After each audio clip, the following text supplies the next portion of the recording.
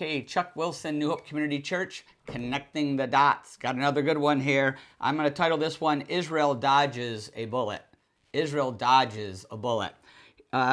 Israel prepares to hold its breath as it waits for Trump administration. This is once again on the Prophecy Newswatch. Okay, and I'm just going to read you some highlights from this. A nightmare has been averted both for Israel and the West. With the stunning re-election of Donald Trump as President of the United States, Israel has dodged a virtual bullet, just as Trump himself was saved this summer from a projectile that came within an inch of assassinating him. Trump also dodged a bullet. Wait till we get to the end of this one. Israelis have been bracing themselves in dread for a Kamala Harris victory. This would have been the fourth administration in which former President Barack Obama, many of whose officials subsequently served the Biden administration and whose worldview has remained dominant within it, was pulling the strings of an anti-Israel, anti-West, and anti-white agenda. There were grave fears that Harris would have thrown Israel to the wolves at the United Nations, cut off arms supplies during the desperate war the Jewish state is fighting for its survival, and activated more vindictive sanctions against Israelis, of whose attitudes to sovereignty over the land the Democrats disapprove. Instead, America will have a president who in his first term was the greatest supporter of Israel to ever have occupied the White House, even more than Truman. That was my addition. He will take a far tougher stance toward Iran.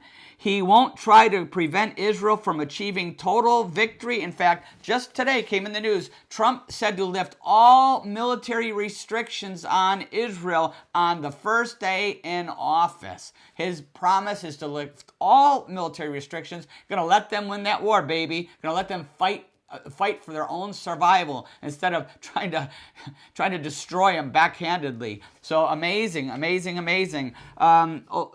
Total victory over Hamas and Hezbollah. He will take a very dim view of the United Nations over its support of Hamas. United Nations.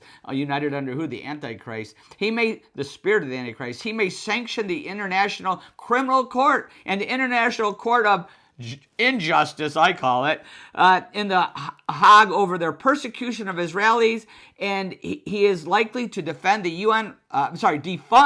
the UN Relief and Works Agency, which has been working hand in hand. Some of those relief workers were butchering Jews on October 7th. Unbelievable. Whose very existence delegitimizes Israel and that works hand in glove with Hamas. Unbelievable. Couple more things here. The immediate danger for Israel is far from over. Trump won't become the president until January, and over the next 2 months, the lame duck Biden-Harris administration can do it harm.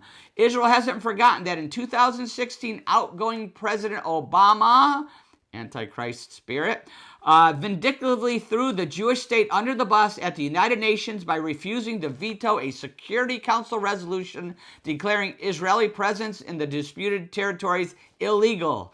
There are also fears that Iran will choose to launch long-range threatened retaliatory missile attack on Israel during this interim, since it won't be able to much longer to rely on the Biden administration to constrain Israel's response to being attacked, right?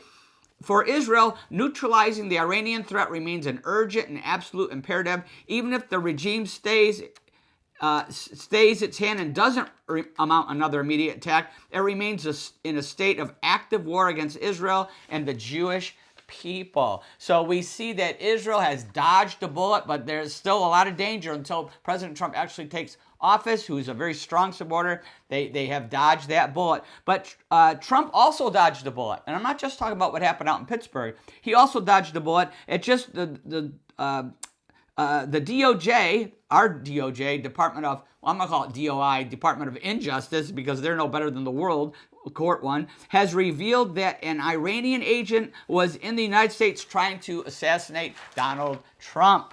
Yeah, somehow he managed to escape back to Iran.